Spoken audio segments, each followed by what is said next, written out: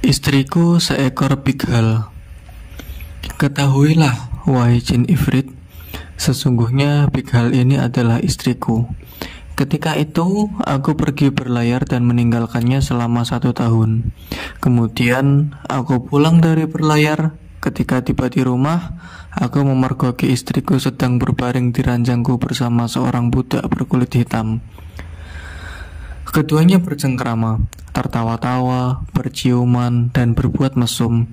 Ketika istriku mengetahui kedatanganku, ia segera bangkit menuju ke arahku dengan membawa semangkok air. Lalu ia membacakan sesuatu pada air itu dan memercikannya kepadaku, sambil berkata, "Berubahlah engkau menjadi seekor anjing." Maka saat itu juga aku berubah menjadi seekor anjing. Istriku segera menyeretku keluar dari rumah. Aku pun keluar rumah, berjalan tak tentu arah. Akhirnya aku sampai di sebuah toko daging. Aku masuk ke dalam toko itu dan mengambil tulang di tempat sampah, lalu memakannya. Ketika pemilik toko melihatku, ia mengambilku dan membawaku ke rumahnya. Saat tiba di rumahnya, anak perempuan pemilik toko menyambut kedatangan ayahnya. Namun ia terkejut dan menutupi wajahnya ketika melihatku. "Kenapa ayah membawa masuk seorang laki-laki ke rumah kita?" tanyanya. "Manakah laki-laki yang kau maksudkan, nak?" balik tanya si pemilik toko karena heran. "Ketahuilah ayah, sesungguhnya anjing ini disihir oleh seorang wanita dan aku sanggup membebaskannya dari kekuatan sihir," jawab si anak. "Demi Allah, engkau harus membebaskannya, anakku," pinta si pemilik toko. Anak gadis itu pun mengambil semangkok air dan membacakan sesuatu terhadapnya, lalu memercikan sedikit air itu ke arahku sembari berkata, "Berubahlah ke wujud semula." Seketika itu juga aku berubah menjadi manusia kembali. Aku mencium tangannya sebagai tanda terima kasih. "Aku ingin engkau menyihir istriku sebagaimana ia telah menyihirku," pintaku pada anak itu. "Jika engkau melihatnya sudah tertidur pulas, percikan air ini kepadanya, maka ia akan menjadi apa yang engkau inginkan," katanya sambil memberiku sedikit air. Aku pun pulang ke rumahku tanpa sepengetahuan istriku.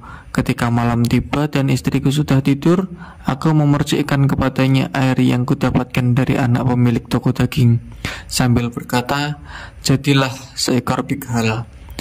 Saat itu juga istriku berubah menjadi pighal. Dan inilah pighal yang kuceritakan itu, wahai Raja Jin. Demikianlah pedagang itu mengakhiri ceritanya. "Bagaimana pighal? Benarkah ceritaku ini?" tanyanya sambil menoleh pada pighal. Pighal itu menggerakkan kepalanya dan berkata dengan isyarat, "Benar."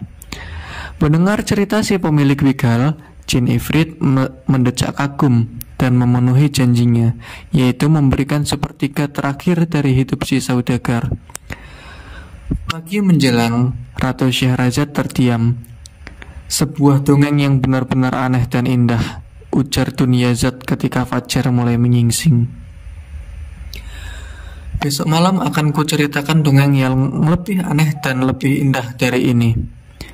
Tetapi tentu saja jika Baginda masih memberikan kesempatan kepadaku untuk menghirup udara," kata Ratu Syahrazad seraya menoleh kepada Raja Syahrayar. "Baiklah," kata sang raja sambil berkata pada dirinya sendiri. "Baiklah," kata sang raja sambil berkata pada dirinya sendiri. "Aku tidak akan membunuhnya sampai aku mendengar lanjutan kisahnya."